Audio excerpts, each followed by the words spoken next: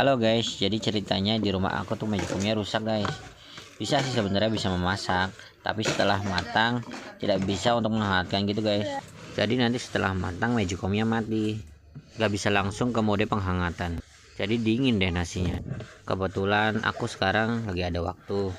Aku coba cek magicomnya sambil saya bersihin ya, karena magicom ini saya taruh di luar ruangan. Jadi ya begitulah, lumayan berdebu. Saya bersihinnya pakai tisu basah ya guys, jadi nggak perlu pakai air lagi. Jadi lebih mudah juga untuk membersihkannya.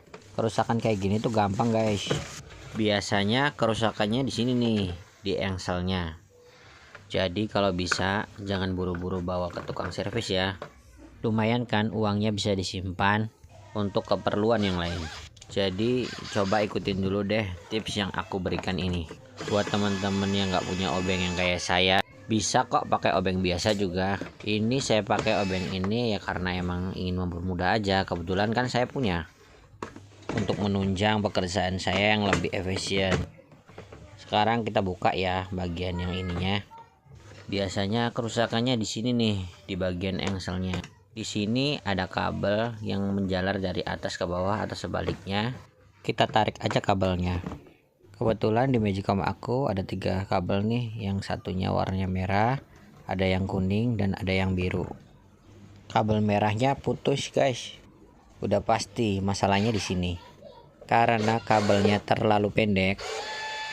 Jadi kita harus buka bagian casingnya agar pekerjaannya jauh lebih mudah. Kita buka 2 baut di bagian dalam. Setelah dibuka baut-bautnya, kita buka juga pengunci bagian casing di sekelilingnya dengan hati-hati ya. Kerusakan kayak gini tuh umum banget ya guys. Sering banget terjadi ketika ada kabel yang melewati engsel. Karena engsel selalu bergerak untuk membuka dan menutup, kabel yang ada di jalurnya bisa tertarik, terjepit, terkelupas, dan putus. Di kondisi magicom aku ini ada 2 kabel nih guys yang bermasalah. Kabel merah dan kabel kuning.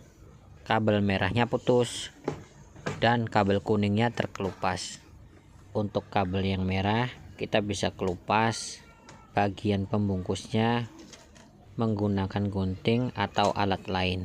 Kebetulan aku punya alat pengupas kabel, jadi aku gunain alat ini aja ya, biar pekerjaan lebih cepat.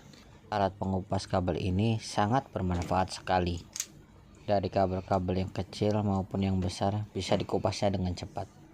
Buat teman-teman yang sering banget menghadapi pekerjaan yang mengupas kabel, wajib banget deh punya alat ini. Karena memang benar-benar sangat membantu sekali. Aku punya alat ini sekitar udah 5 tahunan. Sebelum punya alat pengupas kabel ini, benar-benar capek sekali.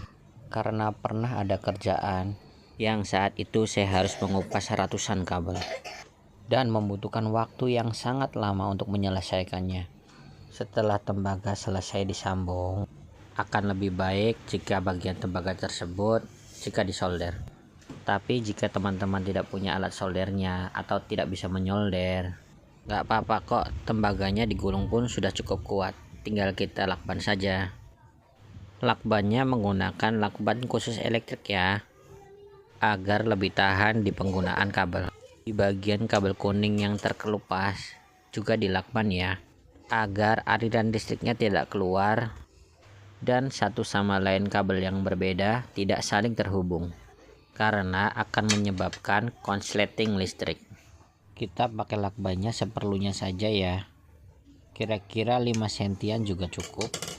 Yang penting sih di bagian tembaganya sudah tertutup semua. Jangan lupa yang kabel kuningnya juga ya. Sama juga, kira-kira potong lakbannya sekitar 5 sentian. Walaupun kabel kuningnya tidak putus, tetap wajib dilakban ya, agar lebih aman saat nanti digunakan kembali magicomnya.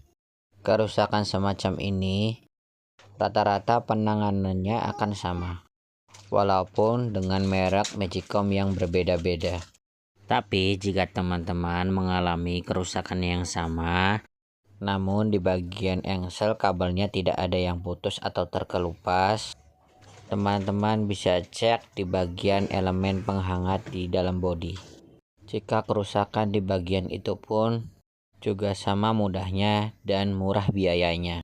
Jika suatu saat nanti saya mengerjakan dengan kerusakan yang seperti itu, saya janji akan membuatkan videonya kembali agar teman-teman bisa melihat cara pengerjaannya.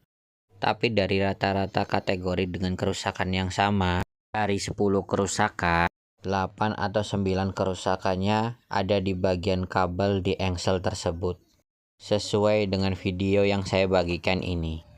Mungkin masalah yang ada di Magicom teman-teman juga sama dengan apa yang saya bagikan di video ini. Jadi tidak ada salahnya kan, teman-teman bisa mencoba terlebih dahulu. Setelah selesai semua, jangan lupa kembali pasang casingnya ya. Dan juga pasang kembali 2 buah baut yang tadi kita lepas. Sekarang kita pasang bagian penutup engselnya dan kencangkan bautnya menggunakan obeng plus.